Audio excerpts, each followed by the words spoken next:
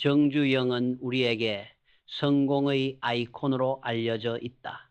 맨손으로 현대그룹을 세우고 가난한 농촌 소년에서 세계적인 기업가로 올라선 인물. 그러나 이 냉철하고 강인한 경영자의 이면에는 한없이 인간적이고 따뜻한 감정을 가진 사랑의 남자가 숨어 있었다. 그의 인생을 이해하려면 숫자나 기업 실적이 아니라 그가 어떤 사람을 사랑했고 어떤 감정에 울고 웃었는지를 봐야 한다. 한 인터뷰에서 정주영은 기자의 돌직구 같은 질문을 받았다. 회장님, 여자 문제 소문이 끊이질 않습니다. 왜 그렇다고 생각하십니까? 보통의 재벌이라면 민감한 질문에 언짢아 했을 것이다. 그러나 그는 피하지 않았다. 오히려 웃으며 이렇게 말했다.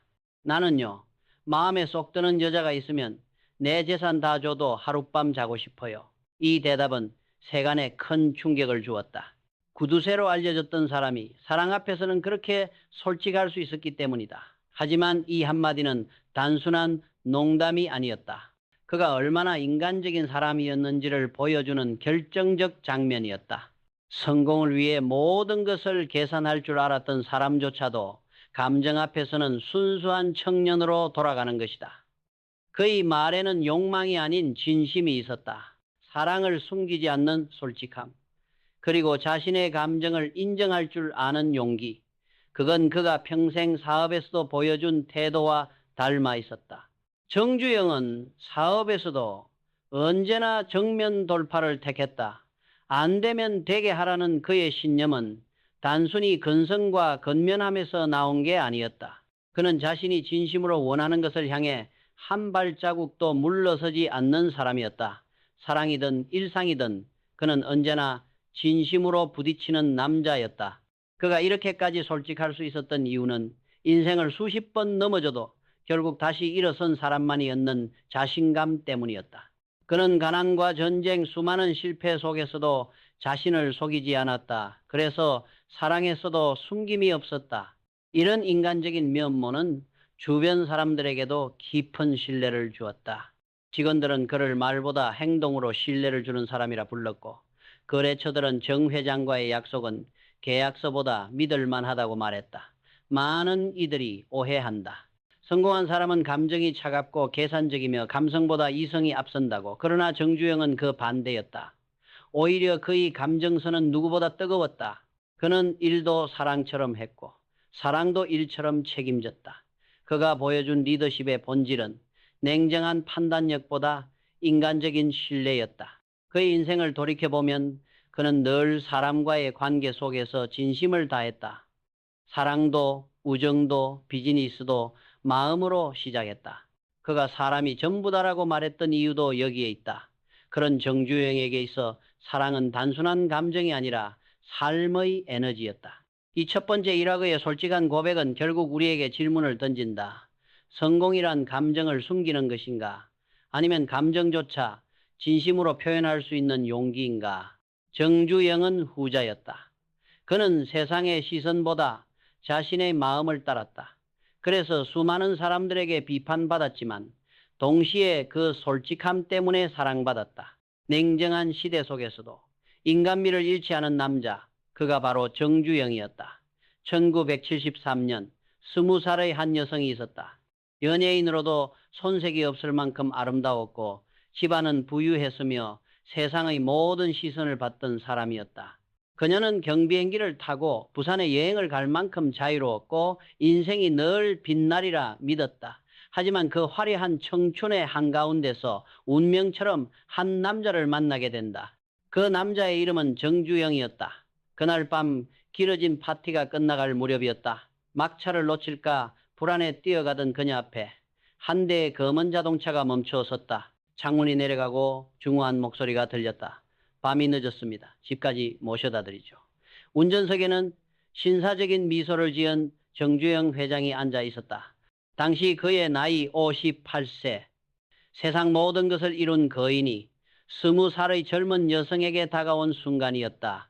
그녀는 처음엔 당황했지만 낯선 도시의 밤이 두려워 조심스럽게 차에 올랐다. 그 짧은 동행이 시작이었다. 며칠 뒤 정 회장은 밥을 사주겠다며 다시 연락했고 그렇게 두 사람의 만남은 계속되었다. 나이 차이는 무려 38살. 세상은 그들의 관계를 이해하지 못했다. 그러나 두 사람에게 세상의 시선은 중요하지 않았다. 그녀는 처음엔 아버지 같은 사람이라 느꼈지만 어느새 진심으로 믿고 따르게 됐다고 말했다.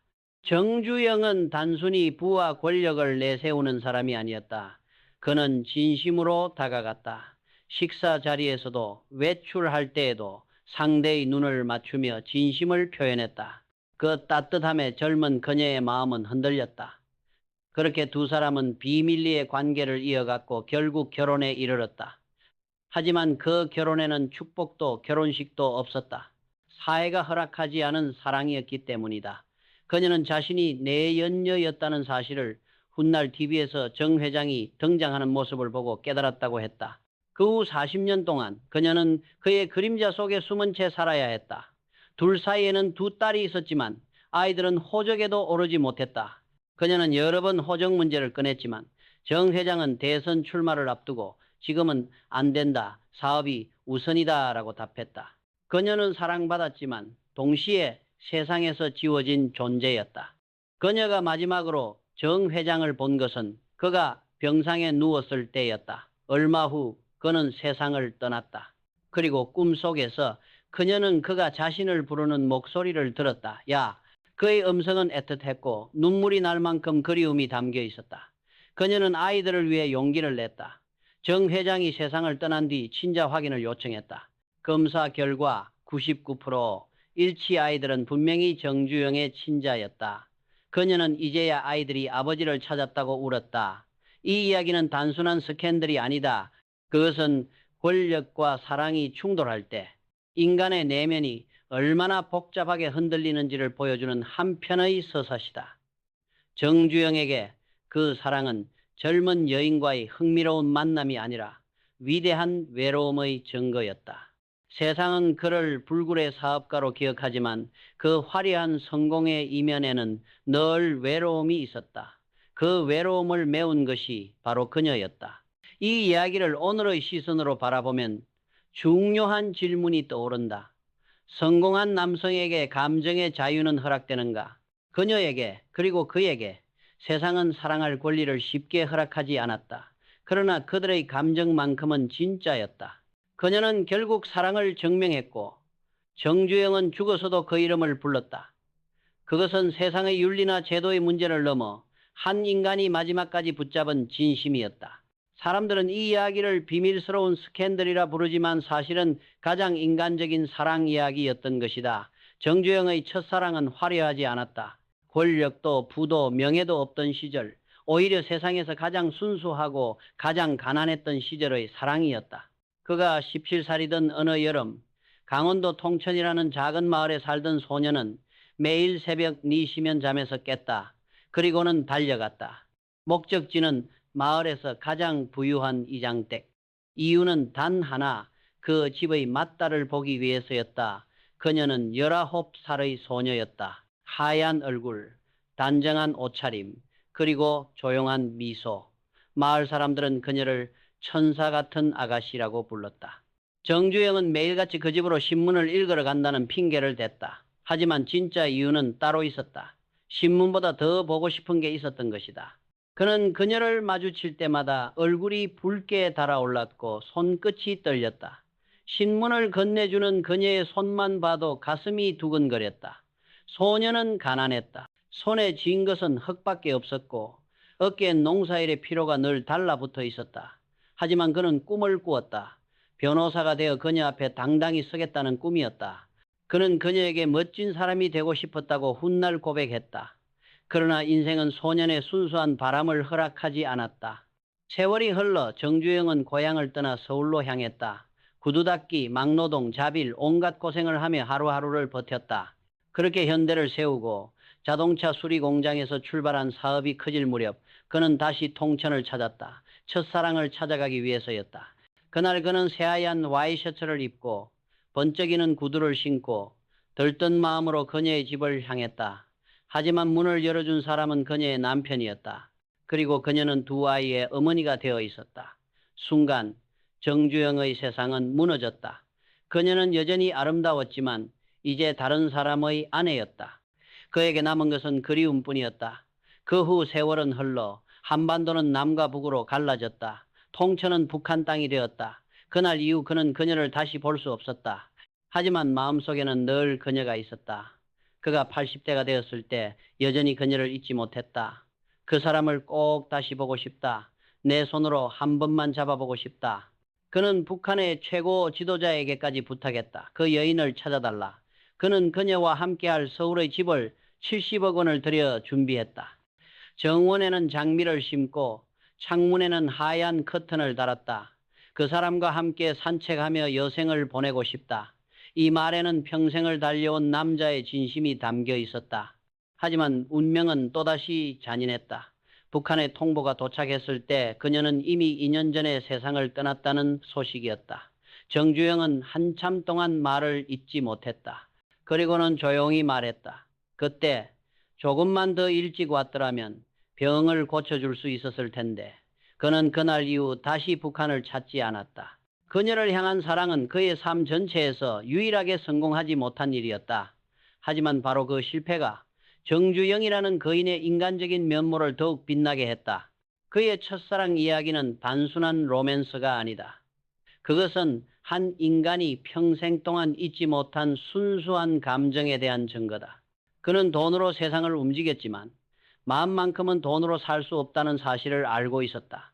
세상은 그를 냉정한 경영자로 기억하지만 그의 마음속에는 여전히 첫사랑의 이름이 남아 있었다. 그것은 권력도 부도 명예도 넘을 수 없는 벽이었다.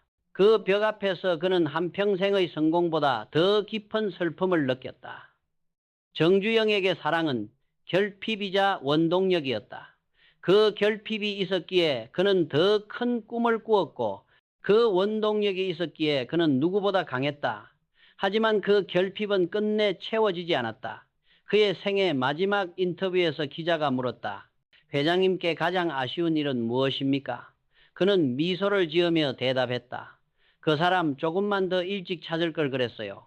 정주영이 21살이 되던 해 그의 인생은 또 한 번 운명처럼 바뀌었다. 그때 그는 아직 아무것도 가진 게 없었다. 쌀가게 점원으로 일하며 하루하루를 버티던 청년이었다. 그런 그에게 마을의 한 삼촌이 조심스레 말했다. 좋은 아가씨가 있는데 네 며느리 감으로 어떻겠냐. 그렇게 소개받은 여인이 바로 훗날 평생의 반려가 될 변중석 여사였다. 그녀는 강원도 통천면 면장의 딸로 태어난 15살의 소녀였다. 소녀는 고개를 숙인 채 부끄러움에 정주영의 얼굴을 제대로 쳐다보지도 못했다. 정주영은 그 수줍은 모습에 마음을 빼앗겼다. 가난한 청년이었지만 그는 결심했다. 이 사람이라면 평생을 함께하고 싶다. 하지만 변중석 여사의 집안은 결혼을 반대했다. 남자 쪽은 너무 가난했고 집에는 식구가 많았으며 장래도 불확실했기 때문이다. 그러나 여자의 큰오빠가 말했다. 정주영이라는 사람 믿을 만한 사람이야. 고생은 하겠지만 사람은 확실해. 그 말에 어머니의 마음이 움직였다. 그렇게 두 사람은 한 달하고 보름 만에 결혼식을 올렸다. 식은 소박했지만 그들의 마음만큼은 진심이었다. 결혼 첫날 밤 소녀는 놀랐다. 사람이 어쩜 이렇게 크고 무섭게 생겼을까? 정주영의 체격은 크고 눈빛은 강했다. 하지만 그 안에는 따뜻함이 있었다. 그녀는 조금씩 마음을 열었고 그렇게 어린 신부는 평생의 동반자가 되었다. 그러나 결혼의 현실은 녹록지 않았다. 정주영은 3개월만 기다려라. 돈을 벌면 서울로 데려가겠다고 말하며 떠났다. 그리고 3개월 후 그녀는 약속을 지키듯 남편을 따라 서울로 갔다. 하지만 그들이 도착한 곳은 초라한 판잣집이었다. 비가 새는 지붕, 낡은 가구, 차가운 바닥, 시골에서 자란 변 여사는 충격을 받았다. 이런 곳에서 어떻게 살아? 정주영은 담담히 말했다. 서울 사람들은 다 이렇게 살아. 조금만 참자. 그녀는 묵묵히 남편을 믿었다. 그 후 사업은 늘 위태로웠다. 쌀가게가 잘 되려면 일본이 쌀 판매를 금지했고 자동차 공장이 자리 잡으려 하면 화재가 나 전소되었다. 그럴 때마다 변중석 여사는 불평 한마디 하지 않았다. 오히려 남편에게 따뜻한 밥을 지어주며 말했다. 당신은 꼭 해낼 거예요. 난 믿어요. 그녀의 믿음은 단단했고 한결같았다. 남편은 하루 종일 일하고 자정이 되어야 집에 돌아왔다. 그때마다 그녀는 목욕물을 데워 두었고 다음 날 새벽에는 다시 일어나 아침밥을 준비했다. 그는 나중에 회상하며 말했다. 내가 본 중 가장 부지런한 사람은 아내였다. 그녀는 내 인생의 진짜 영웅이었다. 변 여사는 재벌가의 사모님이 되었지만 단 한 번도 화려한 옷을 입지 않았다. 몸빼 바지에 앞치마를 두르고 매일 회사 직원 300여 명의 점심을 준비했다. 화장도 장신구도 없었다. 그녀는 내가 해줄 수 있는 건 밥밖에 없으니까라고 말했다. 더 놀라운 건 그녀의 사랑이었다. 정주영에게는 결혼 전에 낳은 3살배기 아들이 있었다. 다른 여인에게서 태어난 아이였지만 변중석 여사는 한 번도 미워하지 않았다. 오히려 자신의 아들처럼 품에 안았다. 당신 아이면 내 아이죠. 그녀는 그렇게 말했다. 그녀는 단 한 번도 남편을 원망하지 않았다. 그의 삶이 폭풍처럼 흔들려도 그녀는 언제나 조용히 중심을 잡아주는 존재였다. 남편이 인터뷰에서 해방 전이라도 아내를 친정에 보내줄 수 있었지 않느냐는 질문을 받았을 때 정주영은 고개를 숙였다. 그때 못 가게 했어요. 돈 벌어서 가자고 했는데 지금 생각하면 너무 미안합니다. 이후 그의 아들 정몽주는 어머니를 이렇게 말했다. 우리 어머니는 살아있는 천사였다. 정주영은 평생 아내를 존경했다. 그는 말했다. 존경할 수 없는 사람은 사랑할 수도 없다. 그녀의 성실함, 검소함, 변함없는 믿음, 그 모든 것이 그가 평생 존경한 이유였다. 그리고 마지막까지 그는 이렇게 말했다. 평생을 함께할 수 있었던 것이 내 인생의 가장 큰 행복이었다. 이 부부의 이야기는 화려하지 않았다. 그러나 그 속에는 어떤 성공보다 빛나는 진짜 사랑이 있었다. 그녀는 남편의 그림자였지만 동시에 그의 빛이었다. 그리고 그 빛은 정주영이라는 이름이 사라진 지금도 여전히 따뜻하게 남아있다. 정주영의 삶에는 수많은 여인이 스쳐갔다. 하지만 그 중에서도 마지막까지 사람들의 입에 오르내리는 인물이 있었다. 그는 요정이라 불리던 한 술집 여인이었다. 그녀는 단순한 유흥의 상대가 아니라 정주영이 인생 후반기에 경험한 가장 뜨거운 사랑이자 가장 깊은 상처였다. 그 시절 정주영은 이미 세상에서 가장 바쁜 남자였다. 수천 명의 직원, 수많은 사업, 그리고 끝없는 정치적 압박, 그 모든 것을 감당하며 밤마다 홀로 외로움과 싸워야 했다. 그 외로움을 달래기 위해 그는 종종 요정을 찾았다. 술 한 잔과 함께 잠시 세상의 무게를 내려놓을 수 있는 곳이었다. 그곳에는 특별한 여인이 있었다. 희생 출신이었지만 대학을 나왔고 지적인 대화가 가능했다. 그녀는 다른 사람들처럼 화려하게 웃지 않았다. 오히려 그 앞에서는 얼굴이 붉어졌고 말을 더듬었다. 정주영은 그 소박함에 끌렸다. 그녀 역시 그에게서 단순한 부자의 이미지를 보지 않았다. 그의 다정한 말투, 주변 사람을 챙기는 따뜻한 손길, 그리고 한 인간으로서의 진심을 보았다. 둘은 자주 만났고 어느새 서로에게 의지하게 되었다. 그녀는 자금이 부족할 때마다 선뜻 도와주었다. 심지어 자신의 돈을 빌려줄 때 이자 한 푼도 받지 않았다. 정주영은 내가 직접 받기 미안하다며 늘 부하 직원에게 돈을 받아오게 했다. 그런데 어느 날 그 직원이 평소보다 훨씬 많은 돈을 들고 돌아왔다. 그리고 한 장의 봉투를 내밀었다. 그 안에는 그녀의 손편지와 유서가 들어 있었다. 편지에는 이렇게 적혀 있었다. 회장님, 이번엔 꼭 직접 오셨으면 했습니다. 제가 드릴 수 있는 건 이것뿐입니다. 부디 사업 잘 되시길 바랍니다. 부디 행복하세요. 그녀는 이미 세상을 떠나 있었다. 사랑하는 남자의 빚을 대신 짊어지고 그를 도우며 자신이 진정으로 사랑했던 마음을 끝내 유서 한 장으로 남긴 채 정주영은 그 소식을 듣고 오랫동안 침묵했다. 그리고 장례식에서 아무 말 없이 하염없이 울었다고 한다. 그 여자는 나 대신 죽은 사람입니다. 그는 나중에 그렇게 말했다. 그 한마디에는 죄책감, 슬픔, 그리고 인간적인 무력감이 뒤섞여 있었다.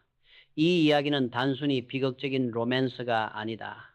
그것은 성공이라는 거대한 산을 오른 한 남자가 결국 인간으로서 감당해야 했던 감정의 무게였다. 그는 세상을 움직였지만 단 한 사람의 마음을 지키지 못했다. 그리고 그 상처는 그가 세상을 떠날 때까지 아물지 않았다. 이 모든 사랑 이야기들을 종합해보면 정주영은 결코 완벽한 남자가 아니었다. 그는 때로는 사랑을 숨기고 때로는 후회하고 때로는 너무 늦게 깨달았다. 그러나 그 모든 감정 속에서 우리는 진짜 인간 정주영을 보게 된다. 그는 말년까지 이렇게 말했다고 한다. 사람이란 돈이 있어도 외롭고 사랑이 있어도 부족하다. 그래도 사랑 덕분에 버틸 수 있었다. 그의 사랑은 완벽하지 않았다. 그러나 그 불완전함이 오히려 진실했다. 사랑을 통해 그는 인간의 고독을 알았고 사랑을 통해 그는 세상을 따뜻하게 바라보는 법을 배웠다. 오늘날 우리는 그를 재벌 1세대로 한국 경제의 아버지로 기억하지만 사실 그의 인생은 한 남자의 고독과 사랑의 여정이었다. 사업의 성공보다 더 위대한 것은 끝없이 실패하고도 다시 사랑할 줄 아는 용기였다. 정주영은 세상을 떠났지만 그의 사랑 이야기는 여전히 우리에게 이렇게 말하고 있다. 진심으로 사랑한 사람은 결코 실패하지 않는다.